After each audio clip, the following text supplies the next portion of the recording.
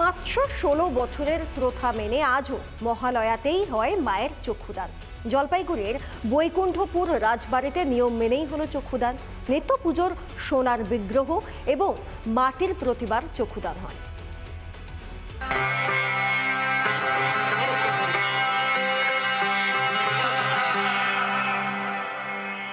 প্রথা অনুযায়ী মহালয়ের দিন যে পুণ্যতিথি, সেই পুণ্যতিথি অনুযায়ী আজ জলপাইগুড়ি বৈকুণ্ঠপুর রাজপরিবারের 516 বছরের যে দুর্গা প্রতিমা, সেই পূজার সেই দুর্গা প্রতিমার চক্ষুদান হলো এবং এখানে ইতিমধ্যেই মায়ের চক্ষুদান সম্পূর্ণ হয়েছে এবং মাকে কিন্তু এই যে তপ্ত কাঞ্চনবর্ণ রাজপরিবারের যে রং, মায়ের রং, সেই রং অনুযায়ী মাকে এখানে সাজানো হচ্ছে এবং এর পাশাপাশি ঠিক আমার ডান দিকে রয়েছে মা কালীর মন্দির। এখানেই রয়েছেন এই রাজপরিবারের নিত্য পূজিতা যে মা সোনার মূর্তি, সেই সোনার মূর্তি তারও কিন্তু চক্ষুদান হলো এবং সেই চক্ষুদান করলেন রাজপরিবারের পুরোহিত শিব ঘোষাল।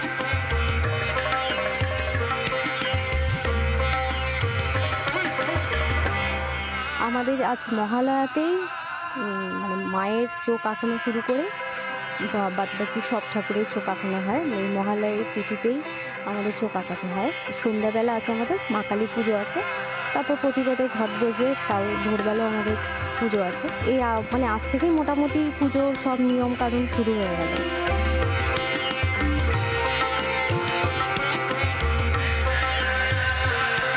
এই যে এখানে মাটির মূর্তি রয়েছে, এই প্রতিমার চক্ষুদান করলেন জলপাইগুড়ির রাজপরিবারের যারা মৃৎশিল্পী রয়েছে, সেই মৃৎশিল্পীরা। এবং ইতিমধ্যেই আজ থেকেই কিন্তু বলা যায় যে রাজপরিবারের যে দুর্গাপূজা বা দুর্গা উৎসব, সেটা কিন্তু শুরু হয়ে গেল।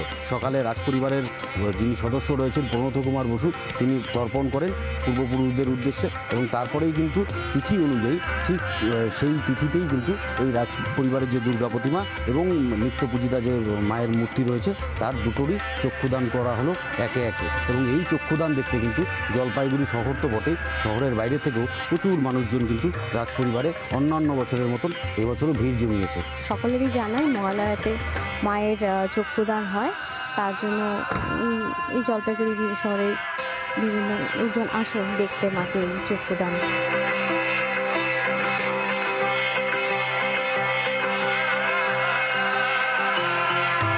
এক কথায় বলাই যায় যে রাজপরিবারের যে দুর্গা উৎসব এবার 516 বছরের, সেটা কিন্তু আজ থেকেই শুরু হয়ে গেল এবং আজ রাতেই রয়েছে মা কালীর পুজো।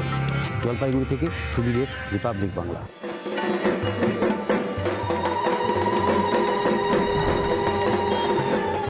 নানা ধরনের কন্টেন্ট দেখার জন্য লাইক করুন, শেয়ার করুন আমাদের ফেসবুক পেজ, সাবস্ক্রাইব করুন আমাদের ইউটিউব চ্যানেল। পাশাপাশি অন্যান্য ব্রেকিং নিউজের জন্য অবশ্যই চোখ রাখুন রিপাবলিক বাংলায়।